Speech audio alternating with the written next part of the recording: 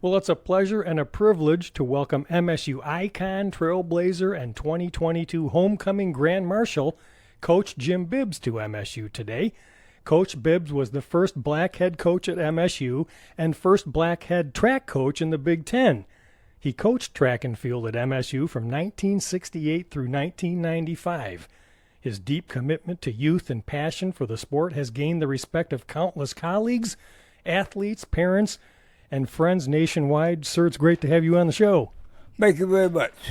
The theme for MSU Homecoming 2022 is Spartans Bring the Magic.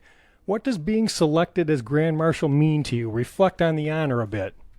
Well, it might be the greatest honor, and I've got quite a few honors.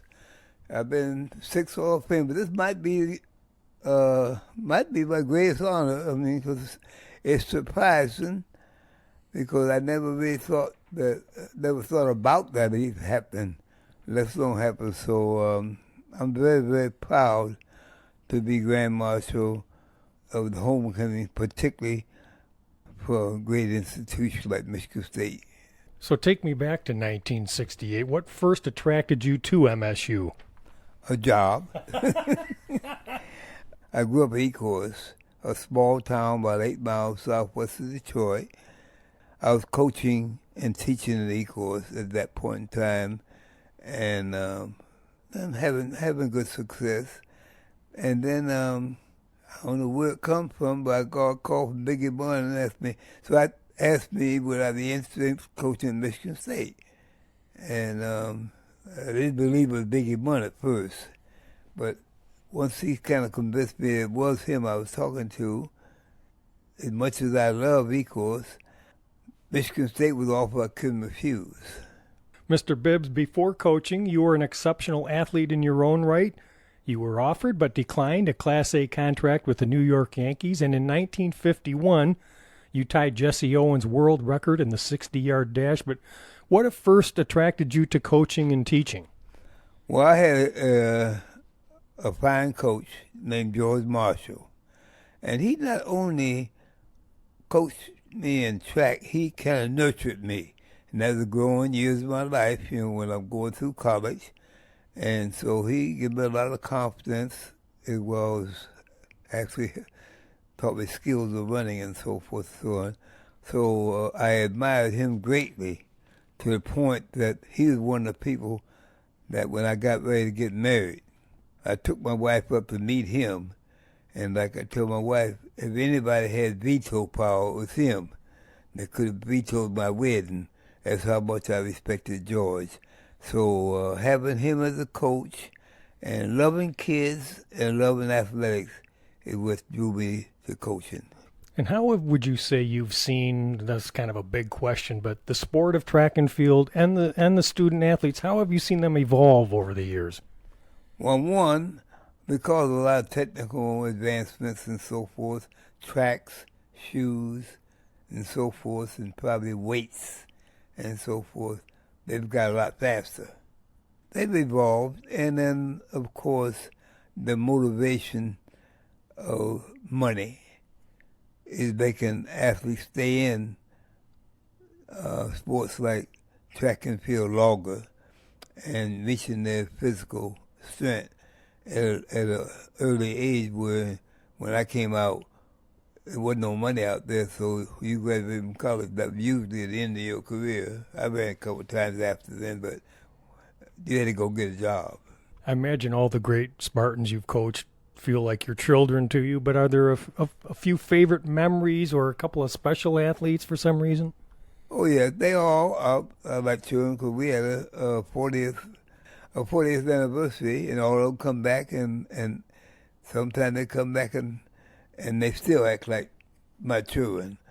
And of course, I've got special memories. One, by the girls' team that I coached, headed by Karen Dennis, anchored by Karen Dennis and so forth. We beat Tennessee State when the girls were in high school, and Tennessee State was in college, and at that time had a couple of Olympians on the team.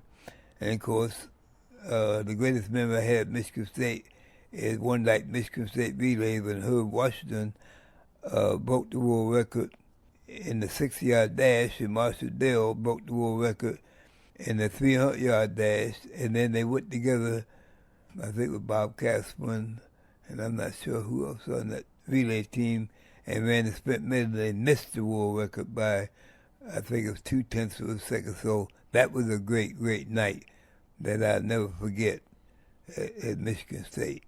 I guess I'm wondering, you've done so much, you've accomplished a lot. Is there something you're most proud of, and sort of what would you like your legacy to be, or do you even concern yourself with that?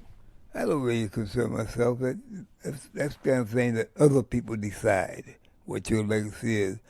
I'm happy, like I try to tell all of the kids, including my personal kids, health comes first. And then I was married for 50 years, and that was my biggest accomplishment. Hopefully, I think I was a good husband for 50 years, and then I had a nice career, too. So other than that, I tell people I'm just a little boy from Ecorse High who was a phys ed major in college and had been blessed. And you and your wife, Martha, did a lot for the community. Are you proud, especially of something you did together with her?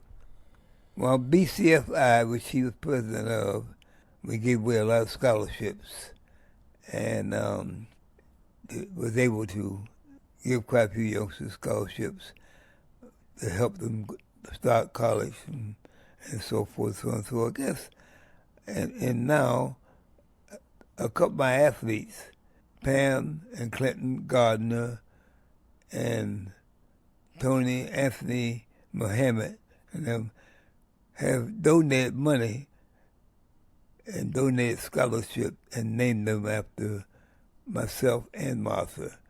So those are two things I'm very, very proud of.